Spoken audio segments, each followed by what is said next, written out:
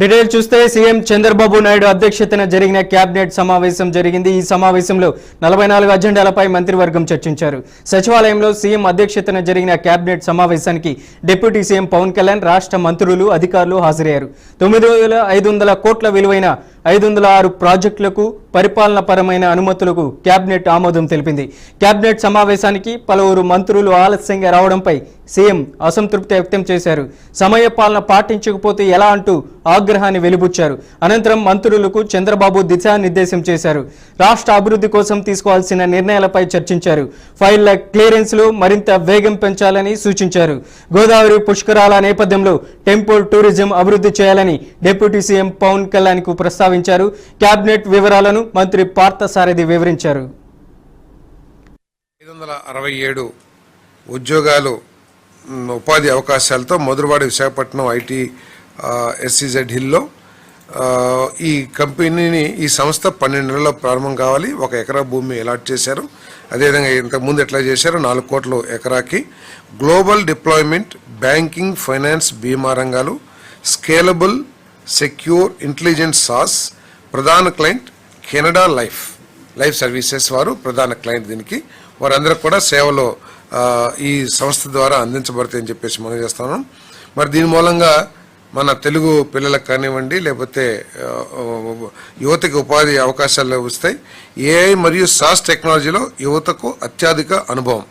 USA, UK, UAE, Canada global క్లయింట్లతో పని కాబట్టి వీళ్ళకి అక్కడ కూడా ఉద్యోగ అవకాశాలు మన పిల్లలకి లభించే అవకాశం ఉంటుందని చెప్పేసి మనం చేస్తాం. మన ఆంధ్రప్రదేశ్ ప్రపంచ పటంలో స్పెషల్గా గుర్తించబడుతుందని చెప్పేసి కూడా నేను తెలియజేయడానికి చాలా సంతోషపడతా ఉన్నాను.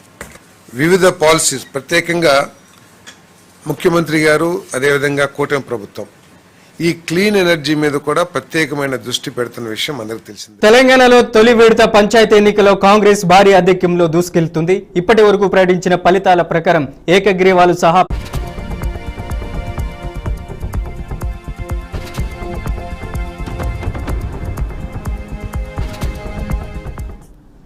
సర్పంచ్ ఎన్నికల్లో పలు చోట్ల ఆసక్తికర ఫలితాలు వెలువడ్డాయి. ఎమ్మెల్యేలు, మంత్రులు, ఎంపీలు, కార్పొరేషన్ చైర్మన్లుగా ఉన్నవారి స్వగ్రామాల్లో వారికి విరుద్ధంగా ఫలితాలు వస్తున్నాయి.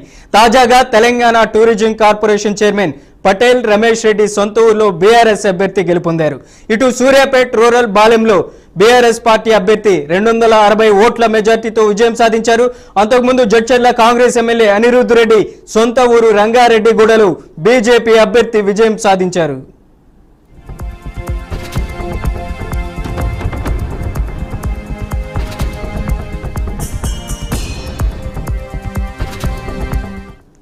ఇటు మంత్రి తుమ్మల ప్రాతినిధ్యం వహిస్తున్న ఖమ్మం నియోజకవర్గం రఘునాథపాలెం మండలంలో సర్పంచ్ ఎన్నికలు కాంగ్రెస్ పార్టీకి అనూహ్యంగా షాక్ నిచ్చాయి.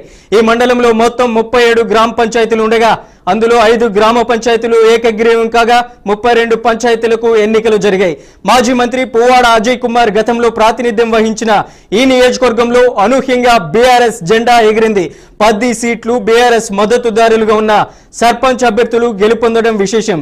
ఇటు కాంగ్రెస్ పార్టీలో రెబల్స్ బెడద, నాయకుల మధ్య సమన్వయం కొరవడటం, వారి వ్యూహార శైలి కారణంగా బీఆర్ఎస్ పార్టీ అనూహ్యంగా గ్రామాల్లో పుంజుకుంటుందన్న చర్చ సాగుతుంది.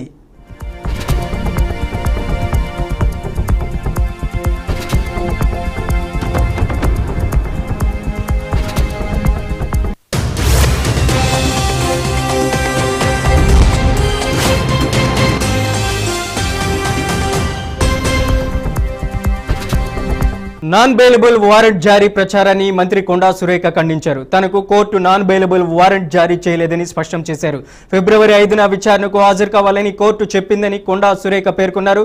తనపై కొందరు కావాలని తప్పుడు ప్రచారాలు చేస్తున్నారని తీవ్ర ఆవేదన చెందారు. కాగా ఇటీవల మంత్రి Konda Surekha phone tapping case, drugs వ్యవహారం, నటి సమంత విడాకుల వివాదం వంటి సున్నితమైన అంశాలలో మాజీ మంత్రి కేటీఆర్ పై మంత్రి కొండా సురేఖ తీవ్రమైన ఆరోపణలు చేశారు.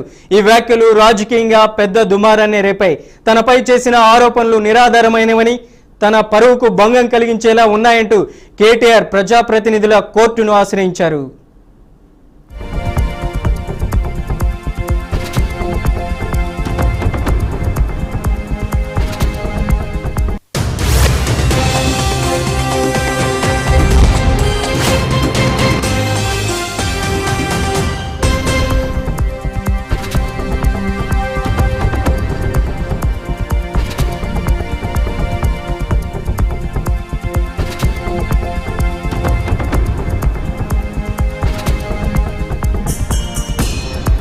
ప్రధాని నరేంద్ర మోదీ 15 మంది ఎన్డీఏ ఎంపీలతో సుమారు అరగంట పాటు సమావేశం నిర్వహించారు. ఈ సందర్భంగా బీజేపీ ఎంపీలకు క్లాస్ తీసుకున్నట్లు తెలుస్తుంది.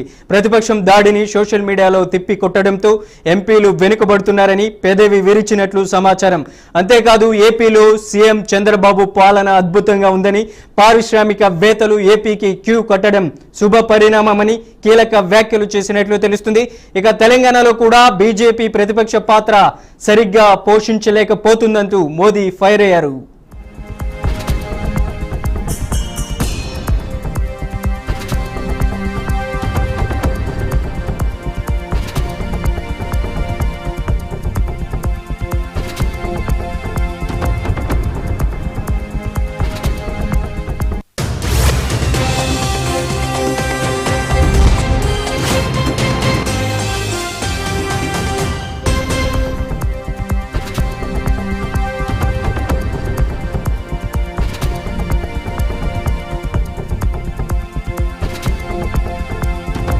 నెల్లూరులో రాజకీయ సమీకరణాలు ఒక్కసారిగా మారిపోయాయి. మేయర్ స్రవంతిపై టీడీపీ తీసుకొచ్చిన అవిశ్వాస తీర్మానానికి ముందు పరిస్థితులు తారుమారవుతున్నాయి. టీడీపీలోకి వెళ్లిన 5 కార్పొరేటర్లు తిరిగి వైసీపీ గూటికి చేరారు. మాజీ మంత్రి అనిల్ కుమార్, ఎమ్మెల్సీ పర్వతరెడ్డి చంద్రశేఖర్ రెడ్డి ఆధ్వర్యంలో మాజీ సీఎం జగన్ను కలిసి వైసీపీలోనే కొనసాగుతామని వారు ప్రకటించారు. ఈ పరిణామంతో నెల్లూరు మేయర్ పీఠంపై ఆశలు పెట్టుకున్న టీడీపీకి పెద్ద షాక్ తగిలింది. వైసీపీ కార్పొరేటర్లు మద్దతు తగ్గడంతో టీడీపీ వర్గాల్లో అంతర్మదనం మొదలైంది. ఈ నెల 18న జరగనున్న అవిశ్వాస తీర్మానం ముందు నెల్లూరులో రాజకీయ వేడి మరింత పెరిగింది.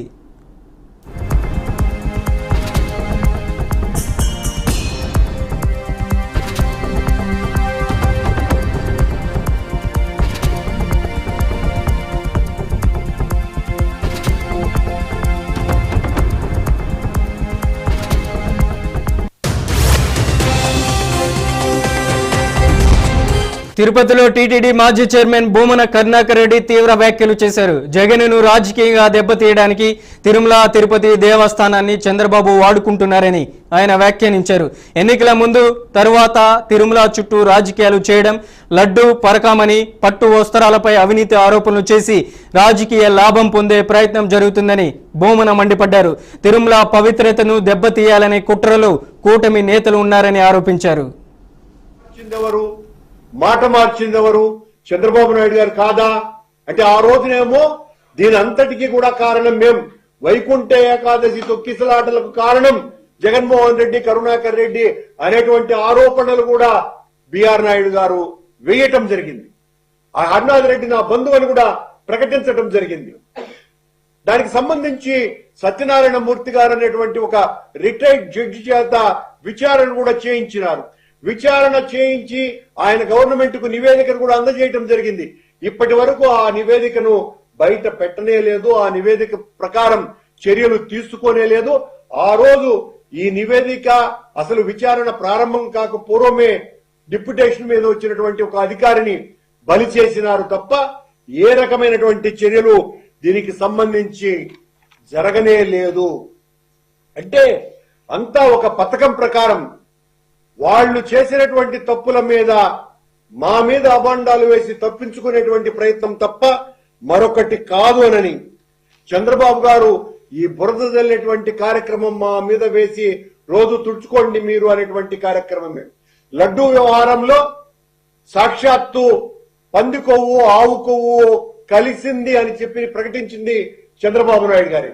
ఆ తర్వాత సుప్రీంకోర్టే దీని మీద ముఖ్యమంత్రిగా బాధ్యతాయుతమైనటువంటి పదవిలో ఉండి మీరు ఈ రకమైనటువంటి ఆరోపణలు చేయటం సబబారని వాళ్ళు సిబిఐ ద్వారా సిట్ ఎంక్వైరీకి వేయించటం జరిగింది. ఇప్పటి వరకు రాజకీయ పరమైనటువంటి అరెస్టు ఒక్కటి కూడా అందులో జరగలేదు అన్న విషయం కూడా వాస్తవం. అంటే ఫోన్ ట్యాపింగ్ కేసులో ఇంటెలిజెన్స్ మాజీ చీఫ్ ప్రభాకర్ రావుకు ఊహించని షాక్ తగిలింది. రేపు జూబ్లీహిల్స్ పోలీస్ స్టేషన్ లో సిట్ అధికారుల ఎదుట బేషరతుగా లొంగిపోవాలని సంచలన ఆదేశాలు జారీ చేసింది. అదేవిధంగా ఆయనను ఫిజికల్ టార్చర్ చేయకూడదని దర్యాప్తు బృందానికి ప్రత్యేకంగా సూచించింది.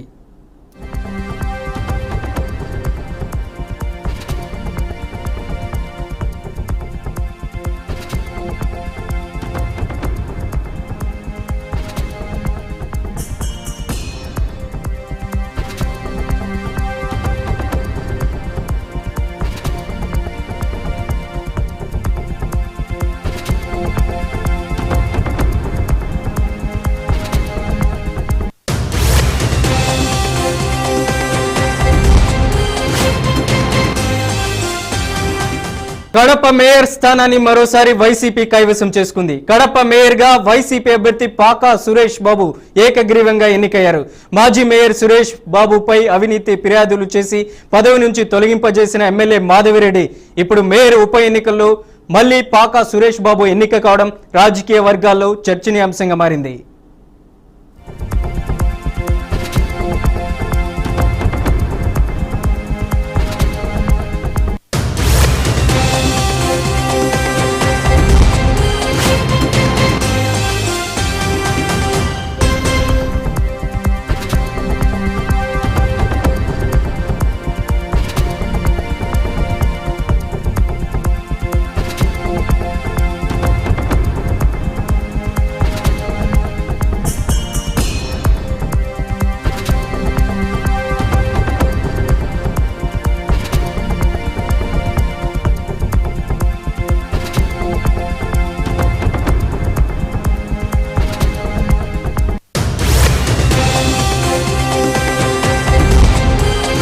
తెలంగాణ ప్రభుత్వంపై బీజేఎల్పీ నేత మహేశ్వర్ రెడ్డి కీలక వ్యాఖ్యలు చేశారు. ప్రధానంగా రాష్ట్ర ప్రజలు సమస్యలతో మౌలిక సదుపాయాల లేమితో హామీలు అమలు కాక అవస్థలు పడుతుంటే రేవంత్ రెడ్డి తన సరదా కోసం 100 కోట్ల ఖర్చు చేసి మెస్సీతో ఫుట్బాల్ ఎగ్జిబిషన్ నిర్వహిస్తున్నారని విమర్శించారు.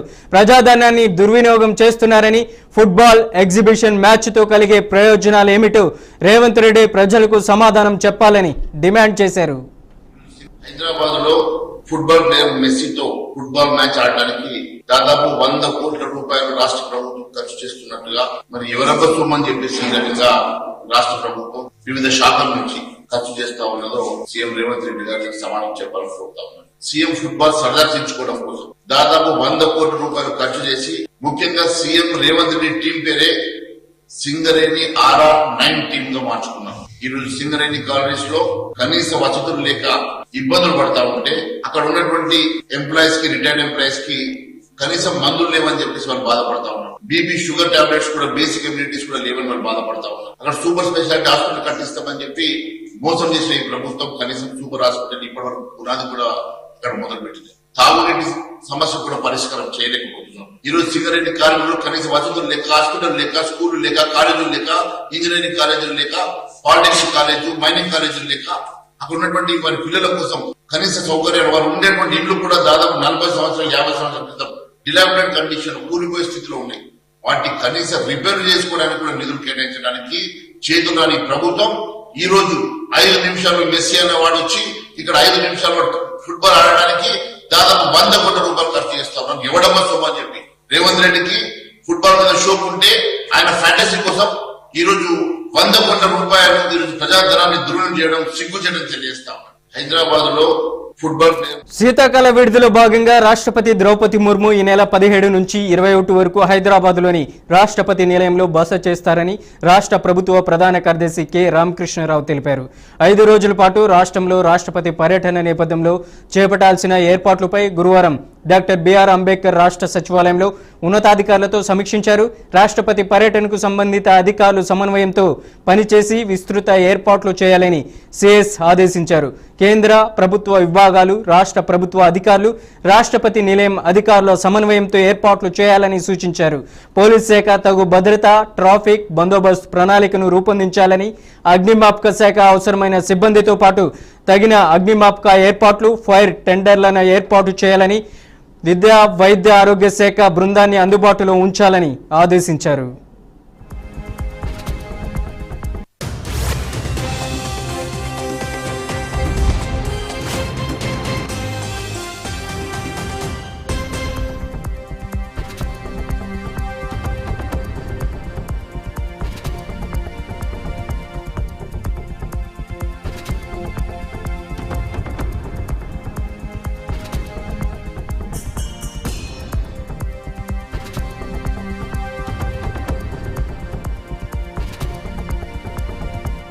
ఇరవై 25 మంది సజీవ దహనమైన గోవా నైట్ క్లబ్ అగ్ని ప్రమాద కేసులో కీలక పరిణామం చోటు చేసుకుంది.